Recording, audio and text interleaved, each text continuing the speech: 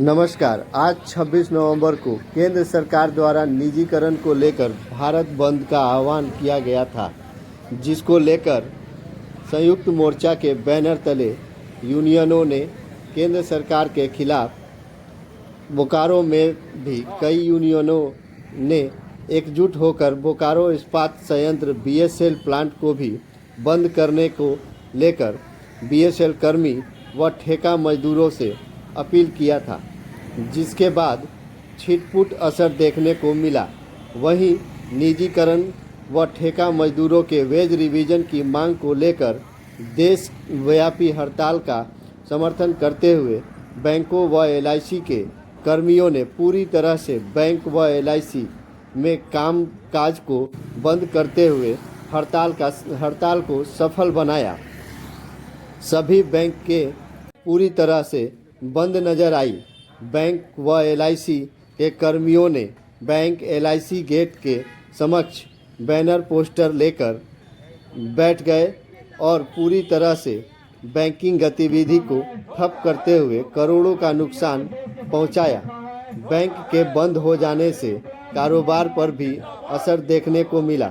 वहीं आम लोगों को भी कुछ दिक्कतों का सामना करना पड़ा।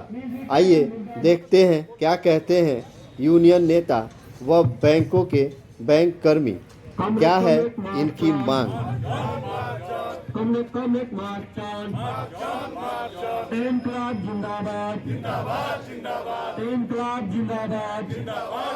आज का हड़ताल सफल है। मजदूर नीति विरोधी बर्बाद है।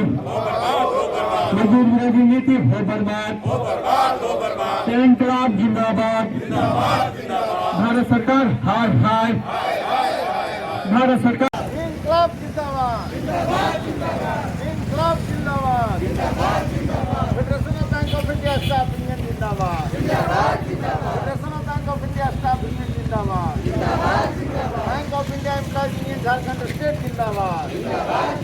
बैंक ऑफ इंडिया एम्प्लॉयज उसके बारे में कुछ बोलना चाहेंगे? आज तो बंदी के लिए सभी ट्रेड यूनियन संयुक्त मोर्चा के तरफ से सुबह से हम लोग यहाँ एडीएम बिल्डिंग का गेट पर सभी इकट्ठा हुए और मजदूरों से अभी भी अपील किया। लास्ट दिन भी हम लोग अपील किया कि हड़ताल को सफल बनाइए, क्योंकि मजदूर विरोधी जो कानून बना, श्रम कानून बदलाव किया है, उसका विरोध बहुत ज़रूरी है।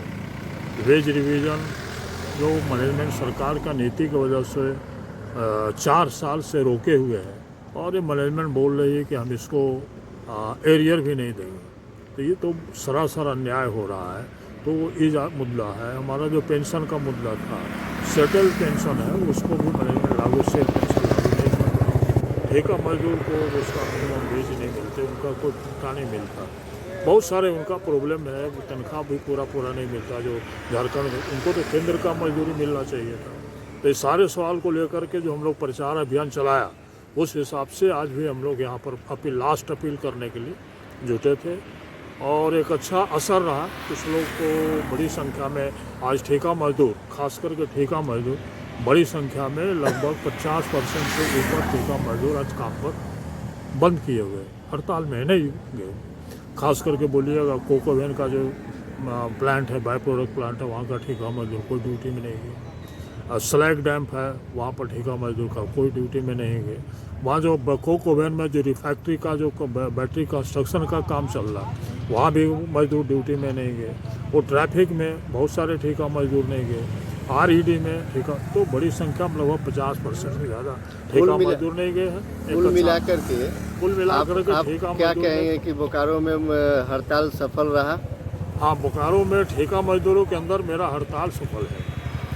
जहाँ तक बोकारो स्टील का परमानेंट मेंबर का मजदूर जो है, उसमें आंशिक असर हुआ, उसमें थोड़ा कमजोरियाँ रहा है। लेकिन इसमें भी आप यहाँ भी देख रहे होंगे, पर जो करने वाले लोग हैं वो लोग काफ़ी लोग उसमें हड़ताल में आए। तो हड़ताल रखे हो किस चीज़ की मांग के लिए रखे? सेंट्रल ट्रेड यूनियन संगठन द्वारा जो पूरे भारतवर्ष में आज सभी ऑर्गेनाइजेशन में सभी जगह जो आज हड़ताल का आह्वान किया गया है, उसी के तहत हमारे बैंक में भी हमारा जो all India bank employees association है, उसने भी हड़ताल का आह्वान किया है। हमारी मुख्य मांगे हैं कि बैंकों का जो निजीकरण करने का प्रयास किया जा रहा है इसको अविलंब रोका जाए। कारण कि निजी हाथों में बैंक जाने से देश का विकास अवरुद्ध होगा और आम जनता की पहुंच से बैंक बाहर हो जाएगा। इसलिए इसको एकदम रोका जाए। और हमारा मानना है कि आम जनता के जमा पूंजी का सही संरक्षक अगर कोई हो सकता है तो सरकार ही हो सकती है, न कि कोई निजी व्यक्ति। इसीलिए निजीकरण की जो पॉलिसी लाई गई है उसको अविलंब रोका जाए, यह हमारी मांग है। पब्लिक सेक्टर बैंक को मजबूत किया जाए और सुदृढ़ किया जाए, न कि इसको कमज़ोर किया जाए, जिससे कि देश के विकास में यह अपनी अग्रणी भूमिका निर्वाह जैसे कर रही है उस प्रकार और भी बलवती होकर कर सके। दूसरा हमारा मांग है कि जो बैंकों में जो लोगों का जमा जो बैंकों में है उस पर ब्याज दर को बढ़ाया जाए। इतना ब्याज दर घटा दिया गया है कि लोगों को, जो रिटायर लोग हैं, उनको खाने का लाला पड़ गया है, उनकी जीविका पर असर पड़ गया है। इसीलिए बैंकों में जो जमा है उस पर ब्याज दर को अविलंब बढ़ाया जाए, जिससे कि उनका जो रोजी रोटी है वह चल सके ठीक से। तीसरी बात जो हमारी है वो ये है कि बैंकों में 2010 के बाद से जो लोग ज्वाइन किए हैं उनको एनपीएस न्यू पेंशन स्कीम में दिया गया है। न्यू पेंशन स्कीम जो है वो सामाजिक सुरक्षा को कवर नहीं करता है। सामाजिक सुरक्षा इससे बहुत बाधित होती है और रिटायर करने के बाद अपने देश में सब दिन से है कि सामाजिक सुरक्षा सुनिश्चित रहा है, लेकिन न्यू पेंशन स्कीम में चूँकि यह पैसा शेयर मार्केट में लगता है, जिस कारण से रिटायर करने वाले लोगों को उनका भविष्य जो है अंधकारमय हो जाता है। इसलिए हमारी मांग है कि पुरानी पेंशन स्कीम को फिर से लागू किया जाए बैंकों में भी, और साथ ही पूरे देश में जो 2004 से न्यू पेंशन स्कीम अन्य संगठनों में लागू किया गया है उसको वापस लेके पुरानी पेंशन स्कीम को लागू किया है। साथ ही हमारा मांग है कि बैंकों में जो इतना ज़बरदस्त एनपीए है, कॉर्पोरेट घराना जो बैंकों का पैसा लेकर के बैठी हुई है, जो आम जनता की जमा पूंजी है वो बैंकों से लेकर के वो चुकता नहीं कर रही है। इसके लिए कड़े कानून बनाए जाएं और उनसे जिस प्रकार भी हो पैसा वसूला जाए, जिससे कि देश का भला हो सके। और ये कुछ पूंजीपति लोग पैसा ले करके बैंक से और बैंक को बर्बाद कर रहे हैं, जो आम जनता की जमा पूंजी है उसको बर्बाद कर रहे हैं। ये इस प्रकार की हमारी ये तमाम मांगे हैं जिसके लिए। और दूसरा, सभी संवर्गों में, बैंकों में सभी संवर्गों में समुचित बहाली की जाए, जिससे कि ग्राहक सेवा में और सुधार हो सके और कर्मचारियों पर, वर्तमान कर्मचारियों पर जो काम का बोझ है वह कम हो सके। धन्यवाद जी। आज की जो राष्ट्रव्यापी हड़ताल जो है वो सिर्फ भारतीय बीमा निगम के कर्मचारियों के लिए नहीं है। ये 25 करोड़ संगठित और असंगठित मजदूरों की लड़ाई है, जो भारत सरकार की घोर मजदूर विरोधी नीति, किसान विरोधी नीति के विरुद्ध आज की स्ट्राइक को किया गया है। इसमें हमारी मांग भी है, हमारी जो सबसे बड़ी मांग है भारतीय जीवन बीमा में जो आईपीओ लाया जा रहा है उसका हम पुरजोर विरोध करते हैं। एनपीएस जो पुरानी पेंशन नीति है उसको हम लोग फिर से लागू करने की मांग करते हैं, और एनपीएस जो न्यू पेंशन स्कीम है उसका हम जोरदार विरोध करते हैं। उसके विरुद्ध हम लोग आज खड़े हैं। इसमें डिमांड है 23,000 न्यूनतम मजदूरों को दिया जाए, जो असंगठित क्षेत्र के मजदूर हैं उनको 23,000 न्यूनतम मजदूरी दिया जाए। हमारा वेज डिवीजन जो है वो 40 महीने से ड्यू है।